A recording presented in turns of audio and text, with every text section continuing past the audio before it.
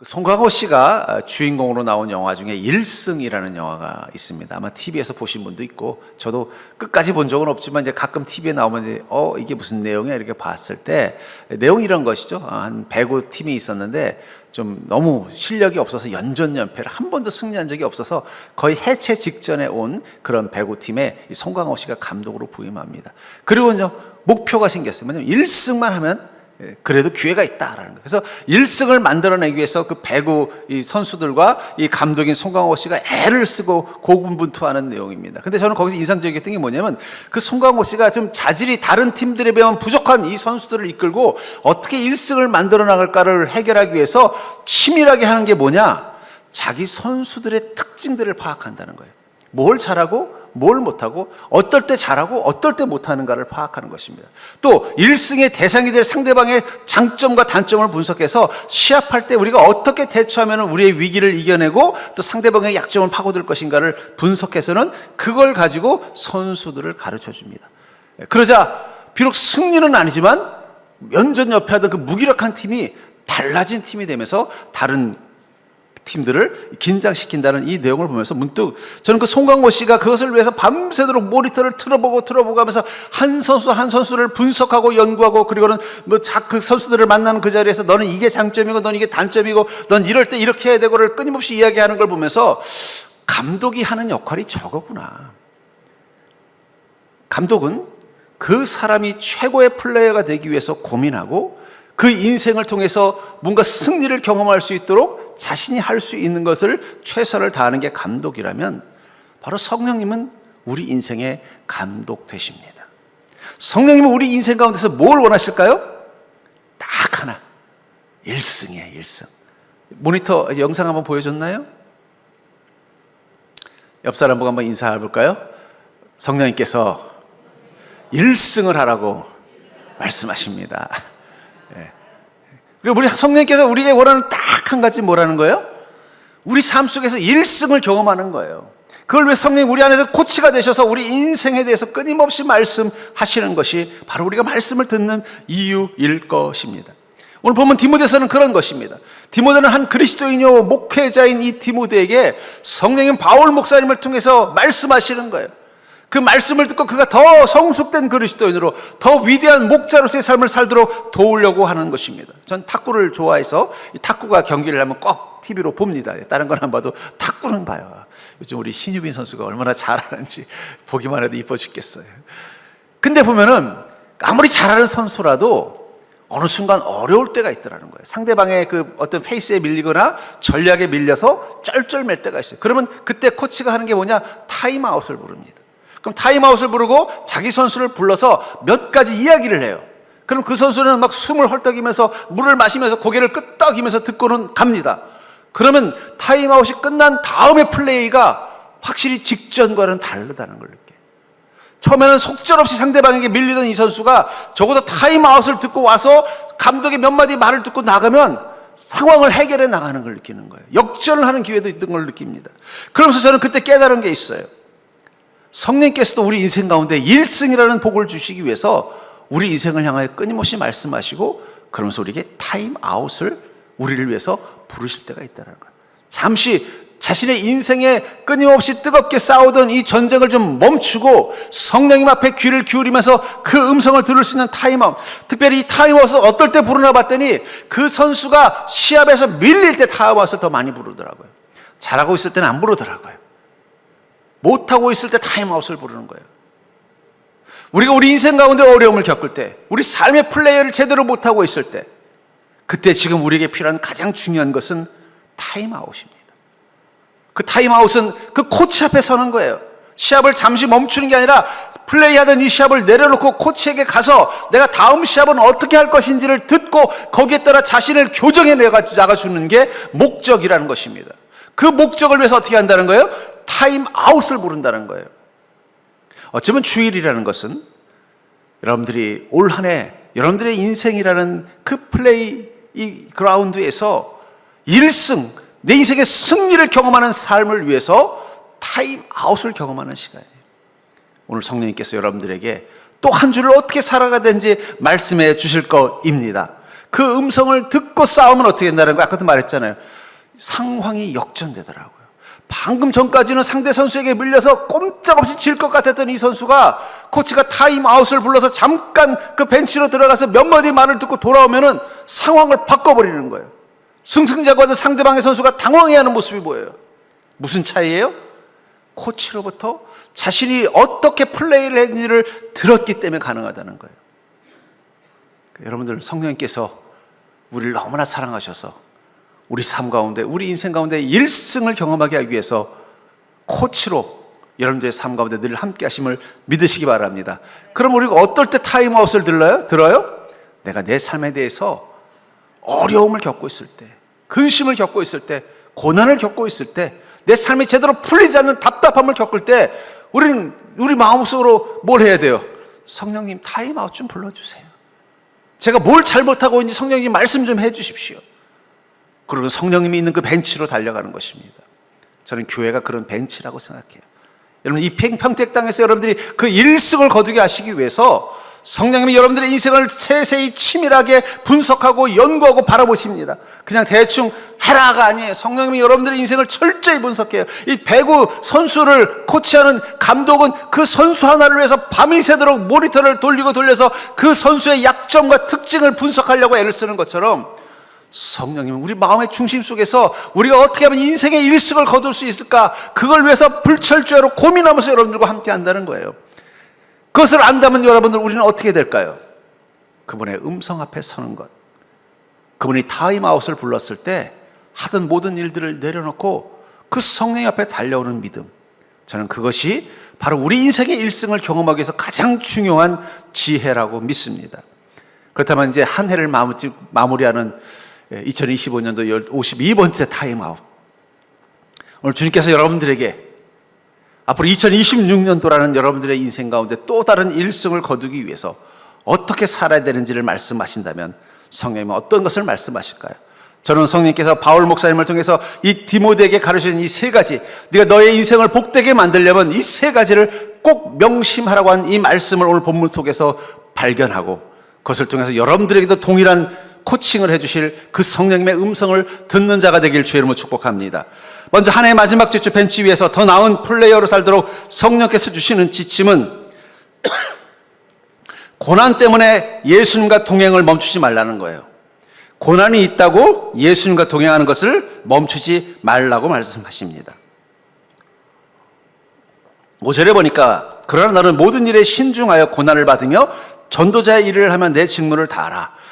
이 디모데는 목회자입니다. 그러니까 당연히 그가 하루를 살아가는 삶에 대해서 뭐라고 말해요? 모든 일에 신중해야 한다. 네가 전도자로서의 그 사명을 늘 잘 감당해야 된다. 너의 맡겨진 직무를 다 해야 된다. 이 말까지는 이해가 돼. 그렇잖아요. 목회자니까 모든 일을 신중하게 목회를 잘해야 되고, 또 전도자 일을, 복음을 전하는 일을 위해서도 열심을 다해야 되고, 자신의 맡겨진 직무에 최선을 다해야 됩니다. 근데 그 가운데 뭘 넣었어요? 고난을 받으며. 좀 생뚱맞지 않나요? 아니, 우리에게 야, 너 열심히 일하고 하는 일들을 조심조심하고 그 다음에 너에게 맡겨진 일 올해까지 잘 마무리하자, 이렇게 하면 그건 덕담이고 맞는 코칭이에요. 근데 거기 뭘 넣었다고요? 고난도 받으면서라고 말한다는 거예요. 왜 성령님은 고난을 받으면라는 이 단어를 굳이 여기 넣었을까요? 이 야구 투수가 자기 공을 잘 치는 타자를 어떻게든지 소위 말하는 이제 출루 못하게 만들기 위해서 쓰는 전략 중에 하나가 뭐냐? 첫 번째 제1구를 몸쪽에 강하게 붙는 폭투를 던지는 거예요. 공을 갖다가 그 타자의 몸쪽 높은 골, 얼굴 쪽으로 강한 공을 볼로 하나 휙 던져요. 그러면 공이 자기를 향해 날아오는 것 같으니까 어떻게 돼요? 움찔하면서 뒤로 물러납니다. 그러면 어떤 마음이 들어요? 나 이러다 공에 맞으면 어떡하지? 하는 두려움이 확 올라오는 거예요. 그럼 자기도 모르게 어떻게 돼요? 그 공을 대할 때 자꾸 뒤로 빠지는 거예요. 그럼 두 번째 공을 어디로 넣을까요? 바깥쪽 맨 아래로 공을 던지는 거예요. 왜냐면 몸이 뒤로 빠져 있으니까. 왜냐면 공을 지금 자기 얼굴을 향해 날라온 공을 보면 아무리 타자라도, 아무리 평생 공을 친 선수더라도 두려움이 생기는 거예요. 그럼 뒤로 움찔해서 자기도 모르게 무의식적으로 뒤로 빠지는 거예요. 그럼 그때 바깥쪽 아래로 공을 던지면 공이 제대로 안 맞으니까 헛스윙을 하거나 또는 범타가 돼버리는 거예요. 그걸 알기 때문에 제일 먼저 던지는 공이 뭐냐? 얼굴 쪽으로, 몸쪽 얼굴 쪽으로 공을 폭투를 던지는 거예요. 그러니까 여러분 야구 보다가 그렇게 던지면 저 사람이 실수한 게 아니라 일부러 그랬다는 걸 기억하시기 바랍니다. 왜냐면 자기 공을 너무 잘 치니까. 그리고 그 다음에 어떻게 돼요? 바깥쪽 맨 아래로 공을 던져서 헛스윙을 유도하거나 혹은 범실을 유도하는 것입니다.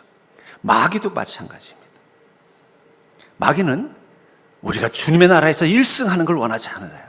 이 땅 가운데 믿음의 승리하는 걸 원하지 않아요. 그래서 처음으로 던지는 공이 뭐냐? 폭투와 같은 공, 고난이라는 거예요. 그 고난을 당하면 어떻게 돼요? 움찔하는 거예요. 야, 이거 예수님 따라다니다가 고난 당하면 이거 참 골치 아픈데. 사람들은 어떤 본능이 있어요? 회피 본능이 있어요. 고통과 고난과 문제를 피하고자 하는 본능이 있다라는 거예요. 그걸 알기 때문에 마귀는 우리 인생 가운데 마치 폭투를 던지 고난의 공을 휙 던집니다. 그럼 그걸 한번 당하고 나면 겁이 나서 어떻게 돼요? 아이고, 내가 이거 이렇게 살면 안 되겠구나 하고 뒤로 물러나는 그 순간, 그 다음은 뭐가 되는 거예요? 우리가 감당할 수 없는 문제를 던지는 것입니다. 그래서 이 타자들은, 노련한 타자는 그걸 알기 때문에 어떻게 돼요? 아, 다음번에는 맨 바깥쪽 아래로 공을 던지겠구나 하고는 어떻게 돼요? 더 바싹 붙는 거예요. 투수가 제일 힘들어하는 타자가 누구냐라고 말하면은 바싹 붙는 타자래요.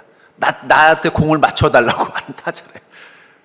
왜냐면 이건 방법이 없죠. 이건 겁을 내야 되는데 뭐예요? 나도 출루하고 싶으니까 한 대만 때려줘 이러면서 바싹 붙으면은요, 이 스트라이크 존이 좁아지니까 어떻게 돼요? 어쩔 수 없이 바깥쪽으로 던지면은 공이 패턴이 일정해지니까 공을 맞을 확률이 높다. 그러니까 제일 골치 아픈 타자가 어떤 타자냐? 바싹 붙어서 나 좀 맞춰달라고, 데드볼 좀 해달라고 하는 타자가 제일 골치 아프대요.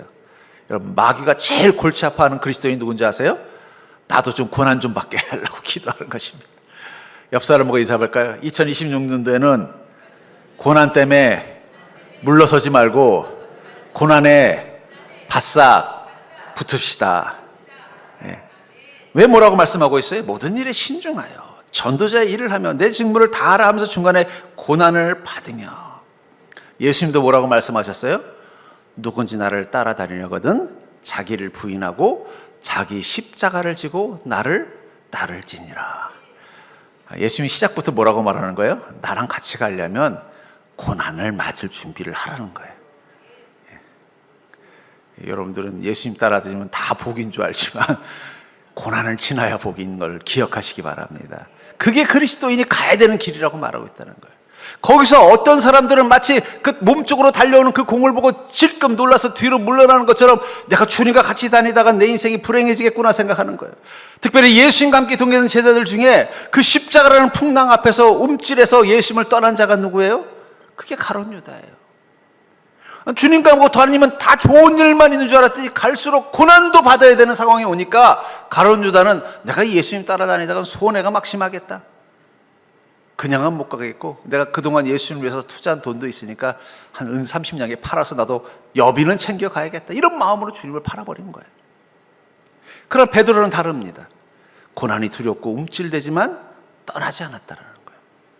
마태복음 8장 24절에 보면은 예수님과 함께 가는 배를 이렇게 말합니다. 8장 22절부터 24절에 예수께서 이르시되 죽은 자들이 그들의 죽은 자들을 장사하게 하고 너는 나를 따르라 하시니라.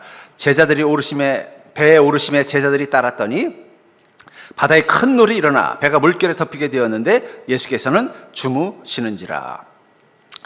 이상하게 베드로가 그 생각이 드는 거예요. 물론 갈릴리 호수에서 풍랑도 일고 파도도 치지만 그래도 자기가 이렇게 출발할 때 보면은 웬만하면은 파도 칠 때는 배를 띄우지 않습니다. 그리고 결국은 이 예수님과 함께 가던 이 갈릴리 호수에서 풍랑을 만났다는 건 뭐예요? 출발할 때만 해도 파도나 바람이 안 불 것처럼 느껴졌기 때문에 출발한 거예요. 안 그랬으면 베드로가 어떻게 했어요? 아, 예수님, 제가 여기서 수십 년간 고기 잡아봤는데요, 이런 하늘에 갔다가는 우린 바로 풍랑 만납니다. 좀 하루 쉬었다 가든지 걸어가시죠 이랬을 거예요. 근데 출발할 때는 예수님, 하늘 보니까 뭐 날씨가 좋네요, 바람도 딱 좋고 지금 배로 가시는 게 더 빠르겠습니다 하고 간 거예요. 갔는데 중간에서 뭐예요? 가다 보면 꼭 풍랑을 만나는 거예요. 어느 생각이 들었을 거예요. 베드로가 이상하다. 출발할 땐 늘 날씨가 좋은데 왜 예수님하고만 같이 가면 꼭 파도를, 풍랑을 만나지? 그런 생각이 들었을지도 몰라요.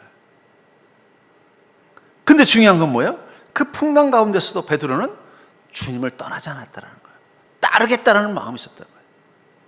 몇 번 그 일을 겪었다면 다음번에 또 배로 갈 때 어떤 마음이 생겼겠어요? 아, 예수님께 그냥 걸어가자고 할까? 돌아가자고 할까?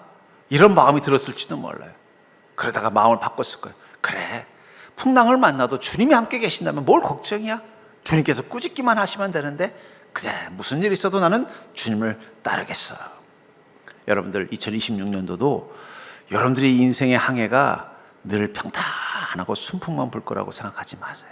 풍랑도 불 것입니다. 생각지 못했던 근심거리도 생길 겁니다. 얼토당토하는 일들도 만날 수 있어요.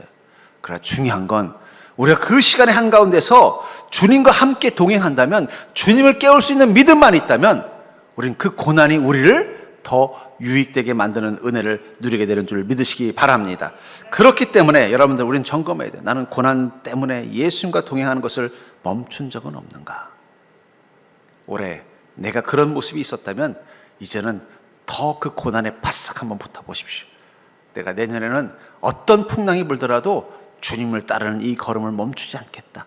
오히려 고난 속에서 더 주님을 깨우는 믿음으로 나아가겠다고 결단하는 그 순간, 아까도 말했잖아요. 투수들이 제일 골치 아픈 타자가 누구라고요? 나 좀 맞춰달라고 바싹 묻는 타자라고 했잖아요. 오히려 그런 마귀도 못 건드려요. 아이고, 쟤는 건드려봤자 더 예수님 도움받아가지고 더 믿음만 커지니까, 그리고 오히려 안 건드립니다. 무서워해야 건드리는 거예요, 여러분들. 아이고, 예수님 따라다니다 고난당하는 거 싫은데, 이런 생각해야 마귀가 더 빈볼을 던지는 거예요. 폭투를 하는 거예요. 내가 예수님 따라다니면 나도 고난 좀 받아야 되겠다. 예수님이 십자가 졌는데 나도 십자가 좀 한번 져봐야지. 이런 마음 가지면 마귀가 어떻게 돼요? 내가 미쳤냐? 너 십자가 지게 해가지고 영광 받게 하게? 나 안 한다. 그리고 오히려 고난 안 줍니다. 여러분, 인생도 좀 지혜롭게 살아요. 옆 사람 보게, 믿음도 지혜가 있어야 된다. 제일 어리석은 믿음이 고난을 두려워하는 믿음이에요. 고난 때문에 주님과 동행하는 것을 멈추지 않는 믿음 되길 주님 축복합니다. 두 번째로, 주님의 부르심을 늘 마음에 두고 살라는 거예요. 여러분들 올 한 해 주님의 부르심을 그 마음에 늘 두고 사셨습니까? 6절에 보니까 전제와 같이 내가 벌써 부어지고 나의 떠날 시각이 가까웠도다.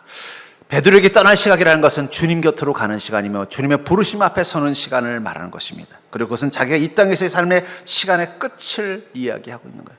그럼 바울은 이 말을 하고 얼마 안 있어서 죽었을까요? 꼭 그런 건 아닌 것 같아요. 그럼 왜 이런 말을 했을까요? 그것은 바울의 마음가짐이라는 거예요. 바울은 늘 자기 인생을 바라볼 때 어떤 거예요? 주님이 언제든 부르시면 그 부르심 앞에 서겠다라는 마음이 있었다라는 거예요. 그리고 그 마음이 지금도 오늘 내가 무엇을 해야 되는가, 어떻게 해요?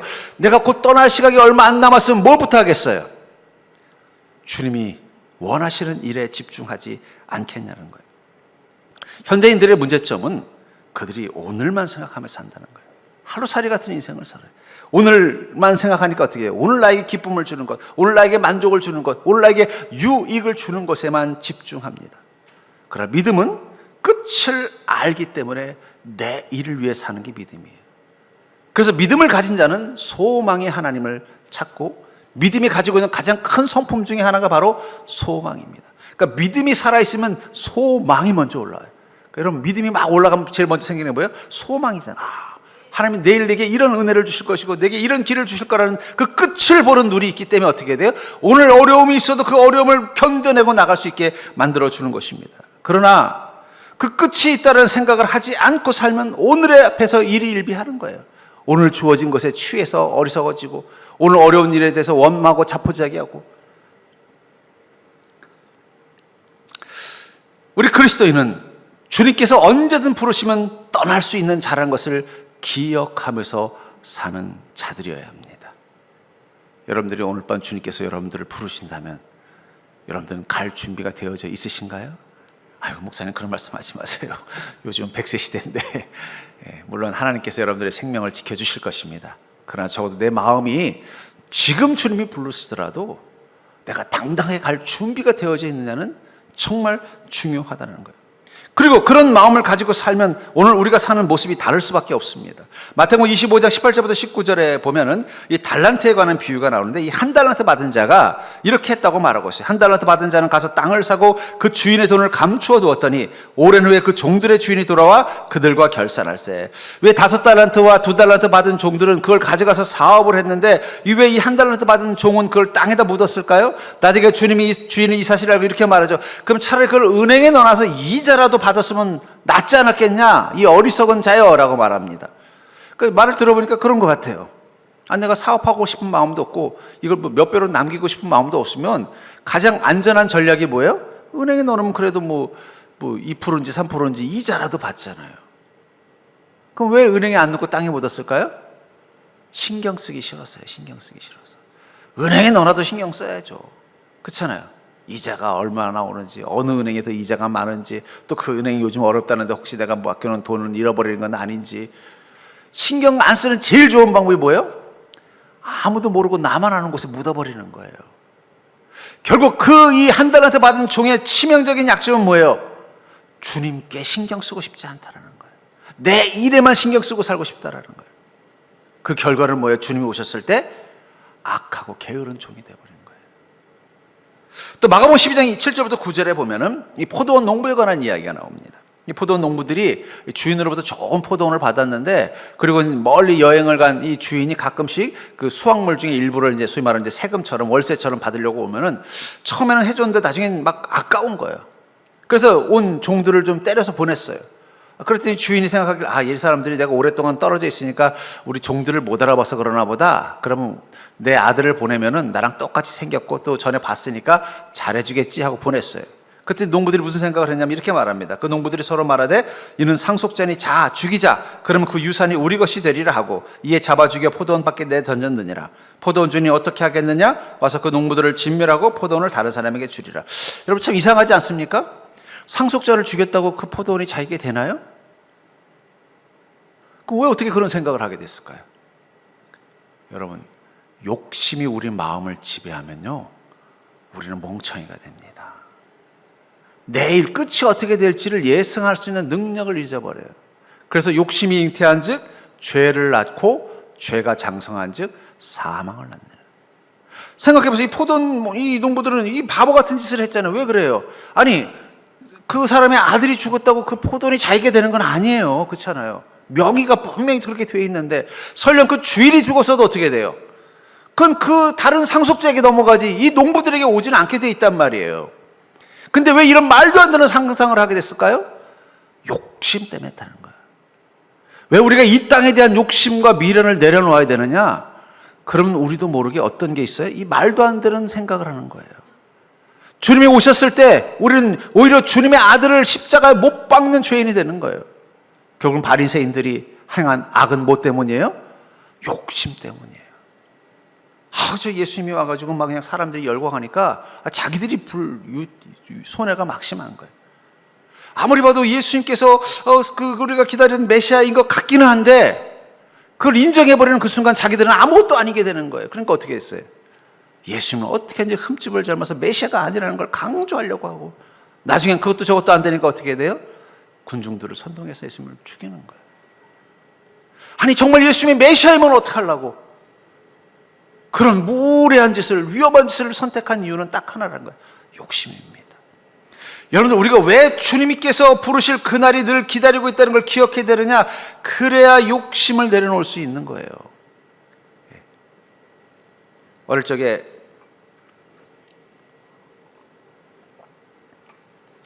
이 마당에서, 동네 마당에서 이렇게 땅 따먹기를 할 때 보면요, 땅 따먹기 하다가 싸움이 많이 나요. 뭐 금을 지났느니 안 지났느니 네가 2번 튕겼느니 그럼 막 싸워서 기분이 확 나빠집니다.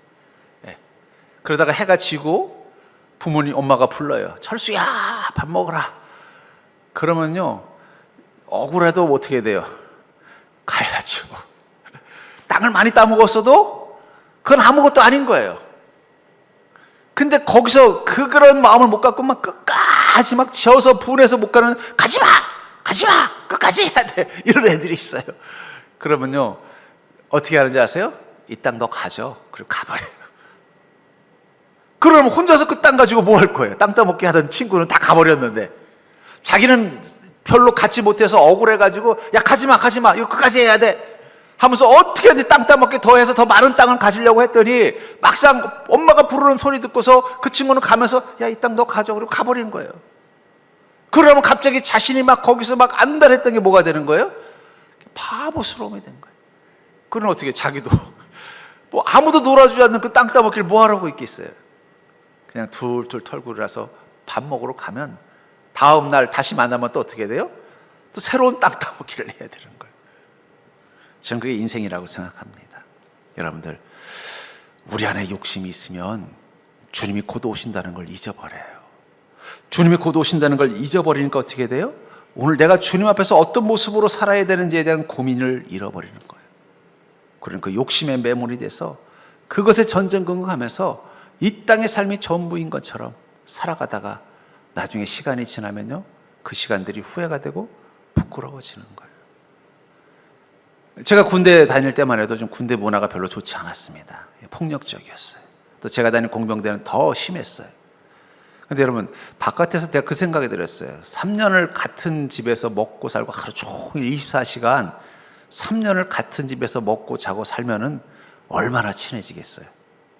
그렇잖아요. 그 당시 때 같이 내후반 생활한 사람이 한 40명인데 같은 소대에 40명이 3년 동안을 같이 밥 먹고 자고 살았으면요, 얼마나 친하겠어요. 근데 이상하게 군대에서 사귀었던 사람들은요, 제대하고 나면 끝이에요. 오히려 연락이 와도 불편해요. 왜 그럴까요? 우리가 그곳에서 우리가 하는 행동들이 부끄럽기 때문인 거예요. 그게 전부인 것처럼 살았기 때문이에요. 한 사람 한 사람 만나보면 그래도 대학생들이고 나름대로 귀한 집 자식들이고 나름대로 바깥에서는 신사고 매너 있는 친구들이었어요. 근데 이상하게 그 군대 문화에 매몰이 돼가지고 거기서 무슨 범죄자들이나 할 만한 행동들을 하면서 그걸 전혀 부끄러워하지 않는다는 거예요. 폭력적이고 무례하고 이기적이고. 그렇게 3년을 살다가 나오니까 어떻게 돼요? 그것들이 부끄러우니까 어떻게 돼요? 안 만나는 거예요. 그때 제가 그래서 군에서 그런 모습을 보면서 기도한 게 있습니다. 주님, 제가 여기서도 그리스도인인 걸 잊지 않게 해주시옵소서. 제가 여기서도 신학생이라는 사실을 잊지 않게 해주시옵소서. 제가 주님 앞에 부끄럽지 않게 해주시옵소서. 이게 제가 그 속에서 매몰되지 않고 버티게 만들어주는 힘이었어요. 우리는 그렇지 않습니까? 우리도 모르게 어느 순간 이 땅이라는 세계에 완전히 우리 몸과 마음이 다 뺏겨서 이곳에서 하고 지지고 볶고 싸우는 게 인생의 전부라고 생각하니까 우리는 늘 그때 때문에 고통받지만, 중요한 건 바울 목사님 말씀하신 것처럼 나의 떠날 시각이 가까웠다라는 것, 주님이 부르실 그날이 가까웠다라는 그 임박함에 대한 믿음이 있다면, 우리는 우리가 하는 이 행동들이 때로는 내가 왜 이런 것 때문에 집착하고, 왜 이런 것 때문에 마음고래 살고, 내가 왜 이런 것 때문에 남들에게 상처 주고 아픔 주는 행동을 했는가, 부끄러워지는 거예요. 여러분들 인생을 가장 잘 산 사람은 나이 먹어서 후회가 없는 게 제일 잘 산 겁니다. 나이 먹고 돌아보니까 그래도 내가 남들 앞에 험한 일 안 하고 주님 위해서 그래도 최선을 다했고 내가 부끄럽지 않은 인생을 살았다. 그게 가장 좋은 거예요. 전 그런 의미에서 여러분들 지금 어쩌면 주님이 이렇게 말씀하세요. 만약에 2026년도에 내가 온다면 너는 어떤 삶을 살래? 하나님께서 문자를 보내는 거예요. 사랑하는 성도요, 내가 2026년도 12월 31일 날 너를 만나러 갈게. 그러니까 준비하고 있어라. 여러분들 이런 명령을 받았다면 지금 뭘 해야 될까요? 그게 바로 여러분들이 2026년도 뭘 해야 되는지에 대한 답일 것입니다. 세 번째, 한 해의 마지막 주 벤치 위에서 더 나은 플레이어로 살도록 성령께서 주시는 지침은 하늘의 보상을 기대하며 살라는 거예요. 여러분, 우리는 이 땅의 보상이 아니라 하늘의 보상을 기대하며 사는 인생이라는 것을 기억하시기 바랍니다. 7절 8절에 보니까 나는 선한 싸움을 싸우고 나의 달려갈 길을 마치고 믿음을 지켰으니 이제 후로는 나를 위하여 의의 면류관이 예비되었으므로 주 곧 의로우신 재판장이 그날에 내게 줄 것이며 내게만 아니라 주의 나타나심을 사모하는 모든 자에게도니라. 여러분들 모든 그리스도인들은 의의 면류관을 얻기 위해서 이 땅에서 달려갈 길을 달리고 선한 싸움을 싸우고 믿음을 지키는 자이라는 사실을 기억하시기 바랍니다. 여러분, 우리가 거둬야 되는 상은 의의 면류관이라는 거예요. 그 의의 면류관은 우리의 믿음의 평가를 통해 주는 것입니다. 제가 이 담임 목사로서 사역자들을 이렇게 청빙할 때 이력서를 받아요. 이력서에 보면 자기소개서라는 게 있습니다. 그럼 저는 그 자기소개서에서 핵심으로 보는 게 뭘까요? 이 사람이 어떤 소명을 가지고 있는지, 또 우리 교회에서 필요로 하는 어떤 사역의 경험이나 능력이 있는지를 볼 거예요. 그렇죠? 그걸 자기소개서 기대하는 거예요. 근데 가끔 어떤 목회자들은 자기소개서 뭘 많이 써놓냐, 자기가 얼마나 헐박한 세월을 살았는지 마냥 주구장창, 물론 그게 마음에 아이고 이분은 고생을 많이 했구나, 주님을 만나는데 참 어려움이 있었구나 알지만 제가 원하는 건 그게 아니잖아요. 그렇죠? 근데 보면은 뭐 자기가 얼마나 험악한 세월을 살았는지를 막 주구장창 잔뜩 기록해놓고, 또 어떤 뭐 자신의 능력을 말할 때 보면 세상에는 필요하지만 교회는 필요 없는 그런 기술과 자격에 대해서만 잔뜩 기록해놓은 분들이 있어요. 그럼 제가 그분을 뽑을까요, 안 뽑을까요? 이분은 우리 애가 맞는 분이 아니구나. 제가 찾는 분은 어떤 분이에요? 이분이 정말 목회자로서의 소명이 있는지를 보고, 또 우리 교회가 뭘 교육부서를 뽑는다 그러면 그 교육부서에 합당한 경험과 또 관심과 열정이 있는지를 그 자기소개서를 통해서 보려고 할 거라는 거예요. 왜냐하면 제가 뽑으려고 하는 것은 목회자이기 때문입니다. 여러분들의 인생을 통해서 얻으려는 면류관은 의의 면류관입니다. 의의 면류관은 믿음을 평가받아서 얻는 면류관이에요. 이 땅의 면류관이 아니라는 거예요. 그렇기 때문에 하나님은 여러분들이 이 땅 가운데 어떤 믿음을 가지고 한 해를 살았는지를 평가의 기준으로 삼을 것입니다. 그리고 그 기준을 따라서 여러분들에게 의의 면류관을 주실 거라는 거예요. 그리고 우리는 그것을 기대하기 때문에 어떻게 돼요? 오늘도 내가 무엇을 하며 살아야 되는가를 거기에 기준점을 둔다는 거예요. 하나님께서 나에게 의의 면류관을 주시려면 나는 어떤 시간을 살아야 되는가? 한번 여러분 집에 가셔서 빈 종이에다가 자기소개서 딱 쓰고 밑에 천국 주식회사 한번 써보세요. 내가 천국 주식회사의 신입사원이 된다면 나는 지난 한 세월, 또 지난 한 해 동안 무엇을 위해서 살았는지를 기록할 때 뭘 기록하겠어요? 아까도 말씀드렸잖아요. 목회자를 뽑으려면 그 목회자의 소명과 그 목회자의 자질에 대한 기록을 써야 되는데, 본인이 고생한 내용만 잔뜩 기록하고 세상적인 재능과 경험만 기록한다면 저는 그것을 가지고 그분을 평가할 수 없는 것처럼, 우리가 천국 주식회사의 신입사원으로 들어가는 존재라고 생각한다면 오늘 내가 어떤 인생을 살았는지를 어떤 기준점에서 쓰겠어요? 내가 선한 싸움을 싸웠는지, 나의 달려갈 길을 마쳤는지, 내 믿음을 지켰는지, 이것들이 기록되어 있는 것이 바로 우리가 준비해야 되는 자기소개서라는 거예요. 한 해 동안 여러분은 어떻습니까? 히브리서 11장 6절에 보니까 믿음이 없이는 하나님을 기쁘시게 하지 못하나니 하나님께 나아가는 자는 반드시 그가 계신 것과 또한 그가 자기를 찾는 자들에게 상 주시는 이심을 믿어야 할지니라. 여러분, 믿음이라는 게 뭐라고 말하고 있어요? 예수 그리스도가 나에게 상을 주시는 분이라는 거예요. 그리고 다른 말로 표현하면 우리가 예수 그리스도를 통해 상을 받기를 원하는 자들이라는 것입니다. 그러면 우리가 예수 그리스도를 통해 받는 상은 뭐라고 말하고 있어요? 의의 면류관이라고 말하고 있다면 우리는 의의 면류관을 받기 위한 삶을 사는 자들이어야 된다는 거예요. 올 한 해 여러분들의 시간들을 자기소개서에 한번 써보십시오. 그리고 2026년도 내가 의의 면류관을 받기 위해서는 나의 시간들을 어디에 집중해야 되는지를 한번 점검해 보기를 바랍니다. 아까도 말한 것처럼 이 타임아웃은 정말 중요한 것 같아요. 아까도 말한 것처럼 타임아웃을 경험하고 난 선수는 나가서 달라집니다. 그리고 그 타임아웃을 거칠 때마다 그 위기를 넘기고 더 성적을 올린 사람들이 그 점수가 쌓여서 결국 그가 1승을 거두게 되는 것처럼, 여러분들이 주님의 타임아웃 앞에 온전히 마음의 귀를 열고 그 음성을 들으면서 여러분의 삶의 문제마다 승리의 역전을 경험하는 인생 되기를 주님으로 축복합니다. 그것이 쌓여서 1승이 되는 거예요. 그렇다면 사랑하는 성도님들, 성령 코치님께서는 이렇게 세 가지 질문을 던질 거예요. 너는 나와 동행하기 위해서 고난을 피한 적은 없니? 또 주변의 질문 좀, 너는 언제든 내가 부르면 주님 앞에 설 수 있는 준비된 마음으로 살고 있니? 너는 이 땅의 면류관이 아니라 의의 면류관, 하늘의 보상을 날마다 기대하며 살고 있니? 그렇다면 너는 천국의 1승을 경험할 거야. 전 여러분들이 그 복을 누릴 수 있는 2026년도 새해가 될 수 있기를 주의 이름으로 간절히 축원합니다.